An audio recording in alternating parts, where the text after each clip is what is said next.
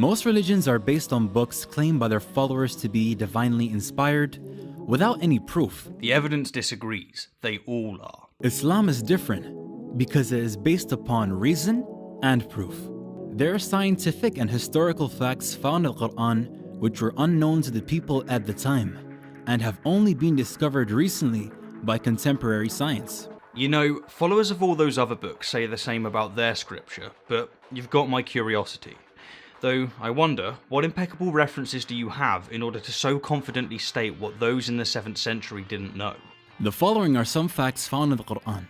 This is 9 Quranic miracles debunked.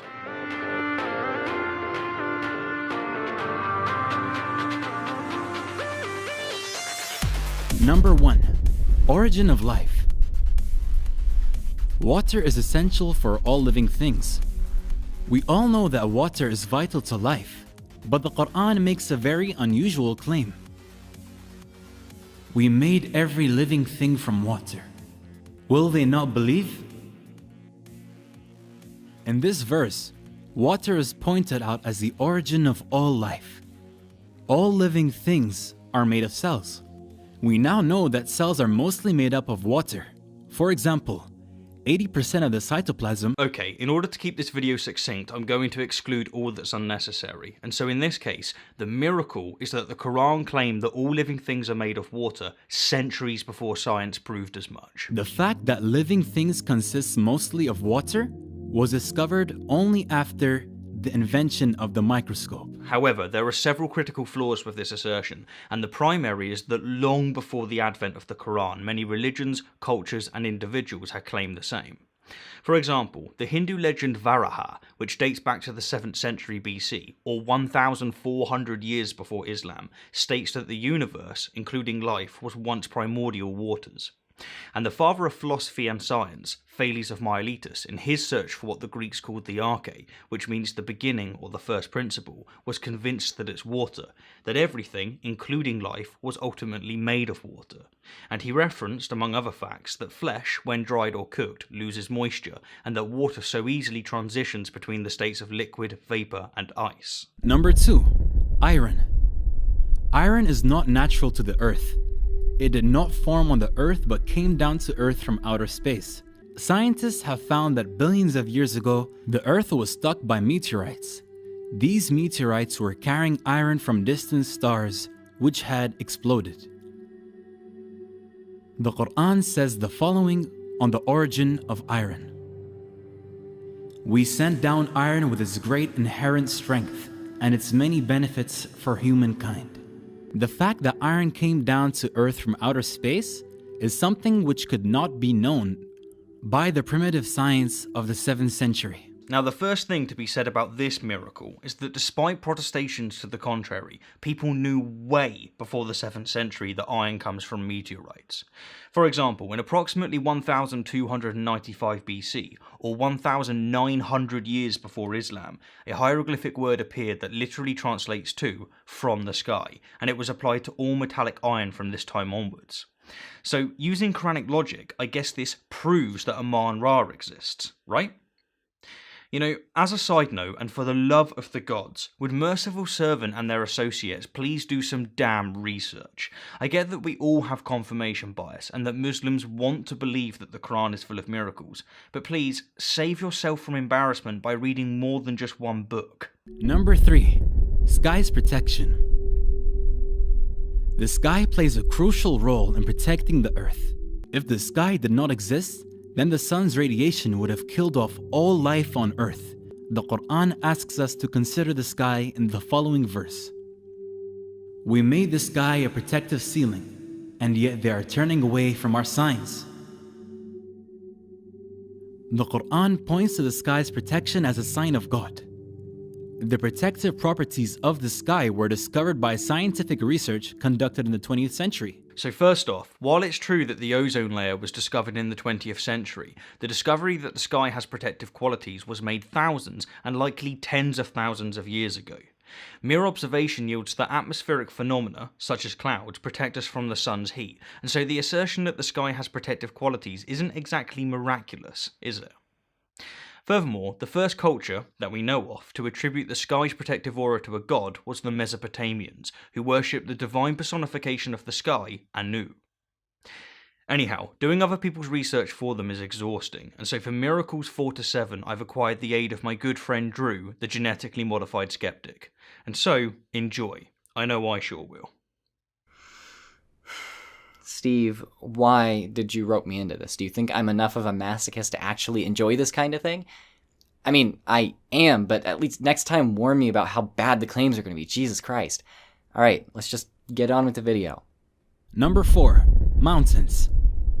The Quran draws our attention to a very important characteristic of mountains. Did we not make the earth as a resting place and the mountains as stakes? The Quran indicates that mountains have deep roots by using the word stakes to describe them. In fact, mountains do have deep roots, and the word stakes is an accurate description for them. The fact that mountains have a deep stake, like roots, was not known until after the development of the theory of plate tectonics in the beginning of the 20th century.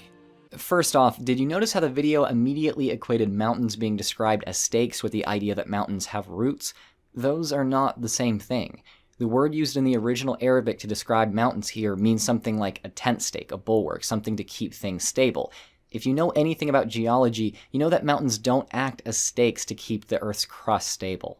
Mountains are actually a result of tectonic plates colliding. They're a result of instability. If we take a look at where earthquake epicenters usually lie, we see that they're almost always located within mountain ranges. Mountains aren't much help in stabilizing the Earth's crust. Even if this isn't the intended meaning of describing mountains as stakes, and it simply meant that mountains are shaped like stakes due to their roots, the Quran is still wrong. Mountains are like icebergs, bulky masses of lighter material floating in heavier material. The majority of a mountain is below the surface, yes, but its shape is nothing like a stake or peg. Number 5. Expansion of the universe. At the time when the science of astronomy was still primitive, the expansion of the universe was described in the Quran. And it is we who have built the universe with our creative power and keep expanding it. The fact that the universe is expanding was discovered in the last century. The Quran mentioned the expansion of the universe even before the invention of the telescope. Here is yet another product of interpretation with an agenda. The original Arabic seems to describe the subject of the verse, the builder, rather than describe an action. It also seems to refer to the sky, not the universe. Other common interpretations vary from the one shown here, often saying something like, "We built the heavens by our authority, and we are the Lord of power and expanse." Many interpretations don't support the description of an expanding universe, but of a God who made the sky, which is not a scientifically verified claim. You'd think that if God himself wanted to convey that the universe is constantly expanding, he'd make it so clear that interpretations couldn't conflict on that point. You know, it's as if the Quran is written by a fallible being. Huh. Number 6. Sun's orbit. It is now a well-established scientific fact that the sun is not stationary, but is moving in an orbit around the center of our Milky Way galaxy. The Quran mentions the orbit of the sun. It is He who created night and day, the sun and the moon, each floating in its orbit. The Quran would have been wrong according to astronomers just a couple of decades ago, but we now know that the Quranic account of the sun's motion is consistent with modern astronomy. You know what? The Quran does mention the sun's orbit, and translations that don't say orbit at least say something like rounded course, which is pretty close. So, way back in the day, Muslims did definitely think that the sun was in orbit around the Earth. This was written around 900 years before the heliocentric model began to gain any traction with the likes of Copernicus, Kepler, and Galileo. Up until that time, geocentrism dominated. Again, if God actually intended to convey that the sun actually revolved around the center of mass in our galaxy, don't you think he could have made that a little clearer? Number 7. The ocean. The Quran uses imagery to convey its deep meanings. Here it describes the state of the unbelievers as darkness out in a deep ocean, which is covered by waves, above which are waves, above which are clouds, layers of darkness, one upon the other. When one puts out his hand therein, he can hardly see it. Those God gives no light to, they have no light. It is commonly thought that waves only occur on the surface of the ocean. However, oceanographers have discovered that there are internal waves that take place below the surface of the ocean. This description is not only remarkable because it describes the internal waves in the ocean, but also because it describes darkness deep in the ocean. Let's entertain the idea that this verse actually did mean to describe the reality of the ocean and wasn't simply describing a hypothetical place for analogy's sake. Have you ever stepped into a body of water and felt an undercurrent? I'm sure many of you have, and so had plenty of the people in the ancient world. Even those who hadn't could likely reasonably infer that waves don't just exist on the ocean surface. As for the description of darkness in the ocean, that isn't a remarkable prediction, it's a logical inference. We know that the deeper we dive into water, the darker it gets. Ancient people probably had that figured out too. So it stands to reason that at great depths in the ocean, it's dark. Still though, why is this verse taken as a literal description of the ocean rather than as an imagined place for analogy's sake? I'll say it one more time. Why did God communicate this so ambiguously if he intended it to be understood as a scientific miracle proving his word? Thanks for having me on, Steve, and I hope your audience enjoyed this enough to come check out my channel. Cheers, Drew. Much appreciated. Needless to say, if you lovely lot enjoyed what he had to say, then be sure to head over to his channel. And while you're there, may I suggest that you watch his recent takedown of Muslim feminism, because I'm in it, and then his Jordan Peterson's most ridiculous claim yet, because, well, it's ridiculous. So, moving on, here's the 8th miracle. Number 8. Lying in movement. There was a cruel, oppressive tribal leader named Abu Jahl, who lived during the time of Prophet Muhammad, peace be upon him. God revealed a verse of the Quran to warn him. No, indeed, if he does not stop, we will seize him by the forehead, his lying, sinful forehead. God does not call this person a liar, but calls his forehead, the front part of the brain, lying and sinful, and warns him to stop. This verse is significant for two reasons. The first is that the front part of our brain is responsible for voluntary movement. This is known as the frontal lobe. Secondly, numerous studies have shown that this same region, frontal lobe, is responsible for the lying function of the brain. The Quran links movement and lying to this area. These functions of the frontal lobe were discovered with medical imaging equipment, which was developed in the 20th century. Okay, so you know how most of these miracles have been predicated on the assertion that no one knew something until it was revealed in the Quran, only to find that this isn't true? Yeah, here we go again. Despite the ancient Egyptians notoriously removing the brain during excerebration, the knowledge that the brain is the locus of thought, or at the very least an essential part, dates back at least 12,000 years to the Neolithic period, as evidenced by cave paintings depicting trepanation surgery and thousands of skulls to accompany them. And if that doesn't convince you, consider Alcmaeon of Crouton, who in the 5th century BC, or 1,200 years before Islam, accurately concluded that all senses and memories are seated in the brain. Or Hippocrates, who in the 4th century BC, accurately associated many cognitive impairments with the brain, and even speculated that the brain's two halves are capable of independent processing. Number 9. Pain receptors.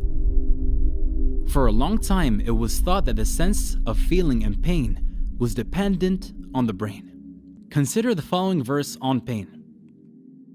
We shall send those who reject our revelations to the hellfire.